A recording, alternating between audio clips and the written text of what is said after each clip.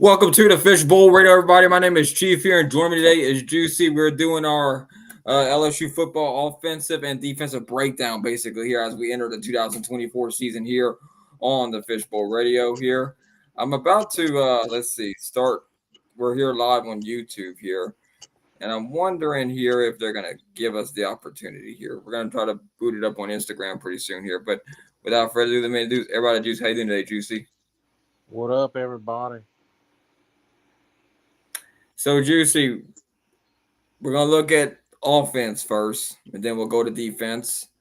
Offensively, what are you thinking about? How are you thinking about the offense with, Jayden Daniels, Malik Neighbors, Brian Thomas Jr., all departing the skill set, the skill positions? How do you think that you see them, figuring it out for 2024? What you got going on? Well, I know, like you just mentioned the Heisman winner, two of the best receivers in the country last year, all first round picks. I mean, it's a lot. It's big pieces they lose, but they're pretty stacked. I think pretty reloaded on offense. I mean, Nussmeier, who's Louisiana guy, could have transferred, like I said in our previous episode. Sat down, waited his chance. Looked good in the bowl game against Wisconsin. He's, I mean, still, I mean, his style of play is gunslinging, and he ain't scared to throw the ball down the field. I know that. But, I mean, really, though, what I'm thinking for, I mean, offense has a lot of pieces. The offensive line, I think, is pretty much all intact from last year. Running backs, they always have a stable of running backs. They got Kyron Lacey coming back this year. He's shined at times. I mean, to me, I don't think they lose a step. They got the quarterback coach, who was Jaden Daniels' quarterback coach. Now he's the offensive coordinator, Joe Sloan. So I really don't think they'll be stumbling around on offense. I mean, it's pretty all for the most part. Still a lot of pieces together still. Yeah. Looking at LSU's offense here, is going to be itself on their and we all say there's probably some with LSU's offensive output. I mean, they're a trifecta with Jane Daniels, Brian Thomas, Malik Neighbors, all and the offensive coordinator Joe Sloan, like you were mentioning here, Garrett, the Nuss Bus, basically people call him Rouge, and he's gonna have to, really kind of try to figure out how do you do better than you did last year, and that's really hard to do. So I think regressing back a little bit would probably end up being this kind of thing here because in 22 they had a pretty good offense anyway. In 23 they had a great offense here, and just trying to do better than what they did last year is really their big mo, basically making this 12-team playoff here, which it's an interesting thing here. So I want to touch on the 12-team playoff a little bit here before we start like getting into the season. If you're like, oh my gosh, why is a ranked number 14 team in the top four? So here's how it goes. If you're in the Power Four conference and you are the conference leader, so as crazy as You're this definitely is, getting a you could bid. literally have a team that is, let's say they lost all their non-conference games. Like it could possibly happen, but if one of the Power Four is so weak or out of conference, like let's say for example, let's say I'm used to Big 12 as an example because let's say TCU lost all their non-conference games. I don't know TCU schedule. I haven't even looked at it, but they lost all their non-conference games. They'd be like 0-4, 0-5 entering conference play. And then whenever if they would just go through, if they got hot at the right time and just won all their conference games, they'd be like 8-5 or 8-4 or something kind like that kind of record for sure. They could be ranked 18 in the polls, but the committee would put them in as the automatic bid for the Big 12 because they went 8-0 in perfect conference and they won their conference basically. I So they kind of would. like that setup though, because in the NFL it kind of works. In the NFL it works similar. I mean, 7 and 9 teams get in the playoffs. I mean, quite about 7 and 10 now. win the division, get automatic play. So I think that's more fair. Honestly, I do like it. You still, to me, at the end of the day, you deserve it. You win your conference, of course, you still could deserve a shot.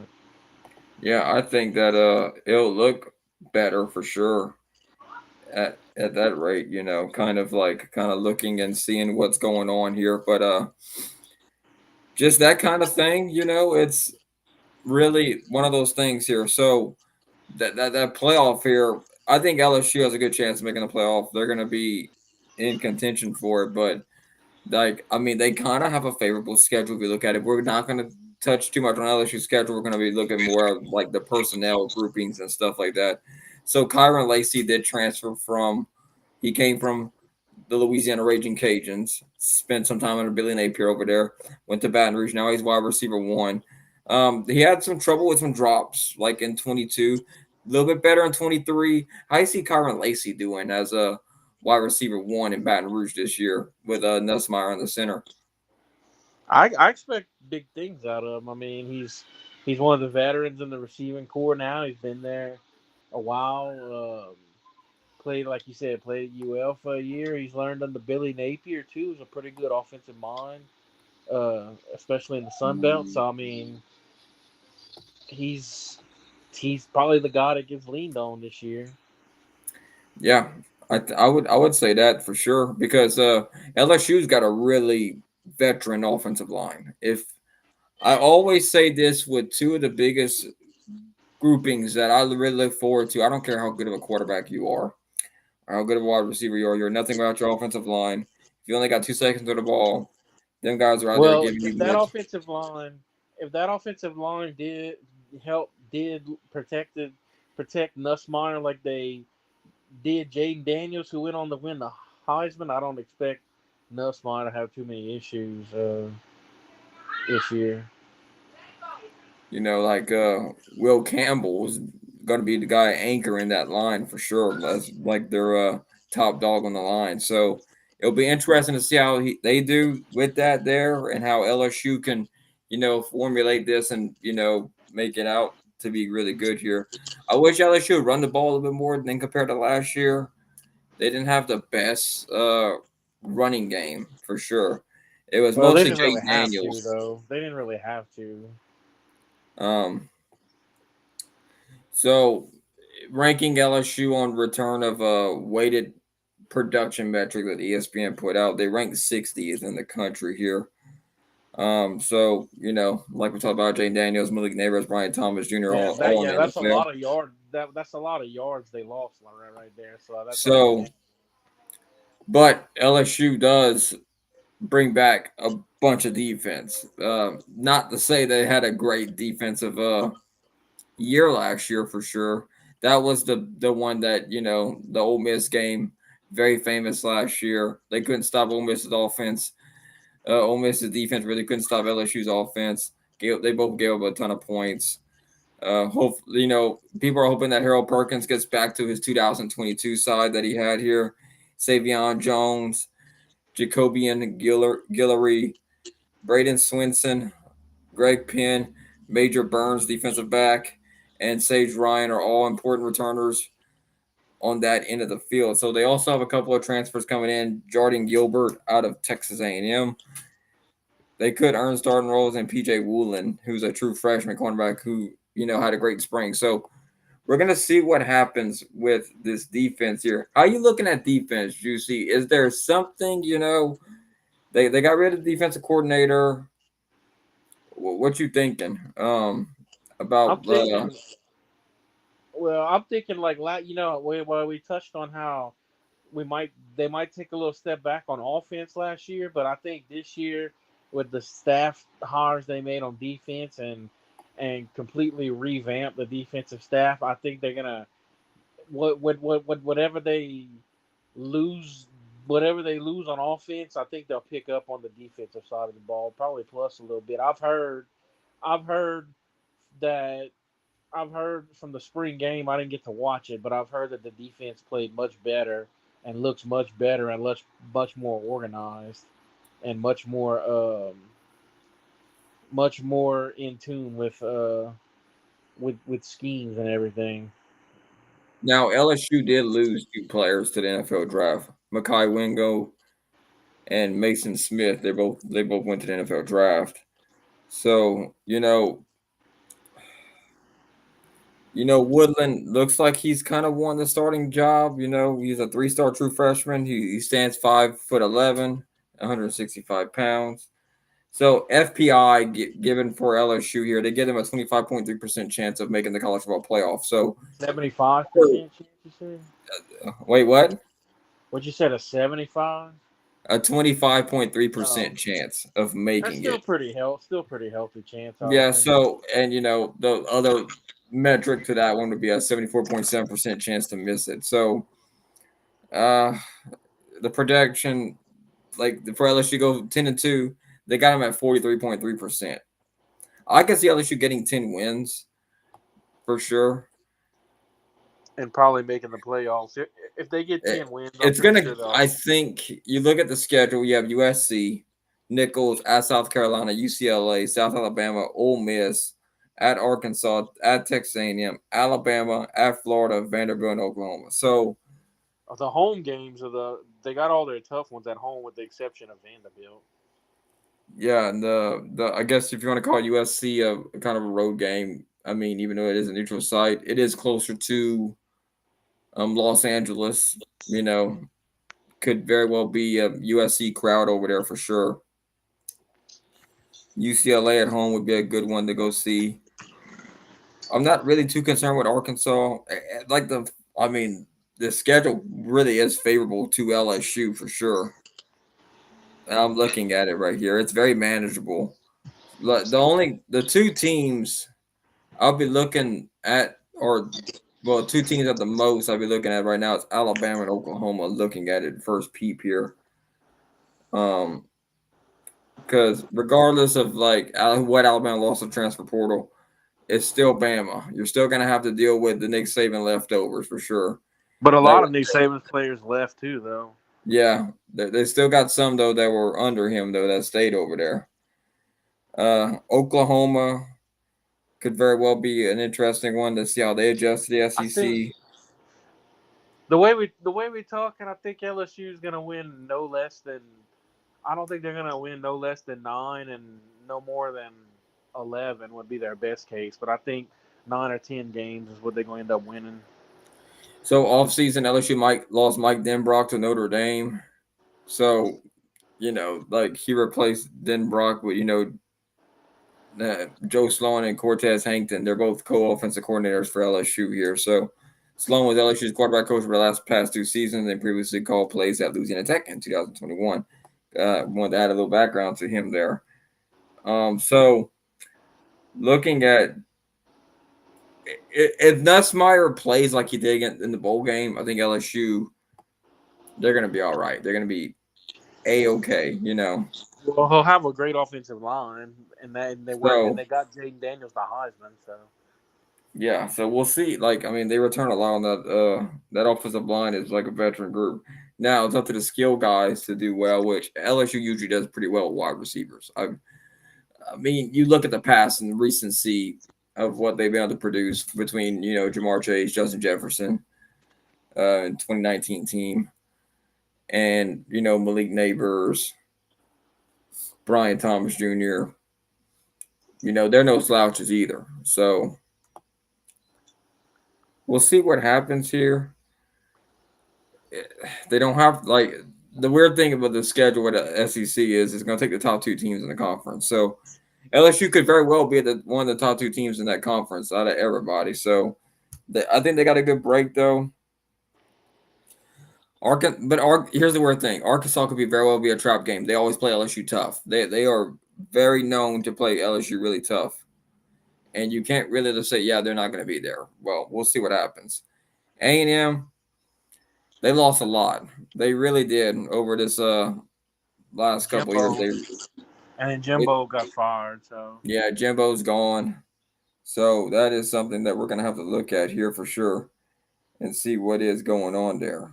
Um, Alabama might be a little bit more winnable now, especially since they under a new head coach too. So yeah, that is something we're gonna have to like see. Um, whenever you're in a conference like the SEC that has 11 teams ranked in the top 25, it's tough regardless of who you're playing against because any of these teams could very well do very good here. I'm not gonna give my picks for LSU's like schedule, like wins and losses yet. This is kind of just something to kind of go over who they got coming back here. But I think if Dustmeyer plays well, he's different than Jaden Daniels. He ain't got the speed like Jaden Daniels. He can't move around the pocket as well as Jaden Daniels did. But He's I I like his arm. I he's a really like slinger Jake. though. He Yeah, can I sling it. like. Yeah, he's got a more uh he's got more throwing power than Jaden Daniels. I would think he could definitely stretch the defenses more than Jaden Daniels would with his pure passing ability. He's more of a I wouldn't even say he's a pocket quarterback, but he's more in the mold of one. That's but would that translate to Brian Kelly's philosophy on offense? We'll have to wait and see about that one, though. You think that would transfer well?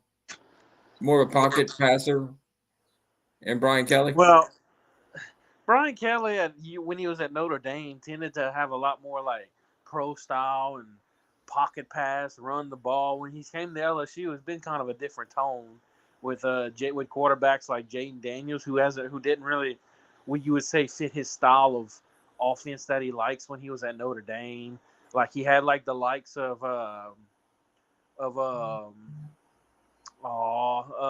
Tommy Reese, Deshaun Kaiser, like I'm trying to think of quarterback Brady Quinn, quarterbacks like that who are more like pocket passers. Not so Nuss might fit more his style, but I think they'll still throw the ball a lot than run the ball though. Yeah, I agree. I mean, like he's gonna be go back into his wheelhouse for sure. Brian Kelly is in philosophy in that regard. So that's interesting to see what is going on. But they got a couple quarterbacks behind Nussmeyer who's our pocket passer who would play like Jaden Daniels. But so we'll see about that. Yeah, that's one thing.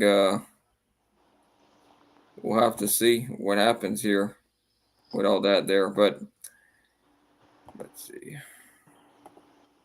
If you got But any comments, y'all could leave it here on this video here. We're on YouTube right now. So we'll I'm see much what more happens. optimistic. I'm much more optimistic about the defense though. They went and hired some stellar hires. The linebacker coach the defense coordinator was Harold Perkins' linebacker coach when he had that big season in 2022. So we're expecting big things out of him again this year. Yeah, we'll see what happens though. Thank y'all for tuning in here. Do you see anything you want to say before we get off here? I think that's it. All right. So we kind of broke down the personnel here. We looked at the different position groups here. But one we didn't really touch on too much here. How do you think LSU's defensive line is going to do this year? Well, they are the only area of defense they are kind of thin on is defensive line, but LSU always finds a way to make it work. It seems like the defensive line always ends up being the strongest point of the defense usually. Yeah, we'll see what happens with LSU in 2024 season. We will have a more of an update on as we pick their schedule. LSU season preview 2024 should be coming up about a week or two, somewhere around there. Season is going to get started on September 1st when LSU takes on USC in Las Vegas. So thank y'all for tuning in here to the Fishbowl Radio. We hope you have a great, wonderful day, and we'll see y'all here next time here on the Fishbowl Radio. Have a good night, Fishbowl Nation. Good night, Fishbowl.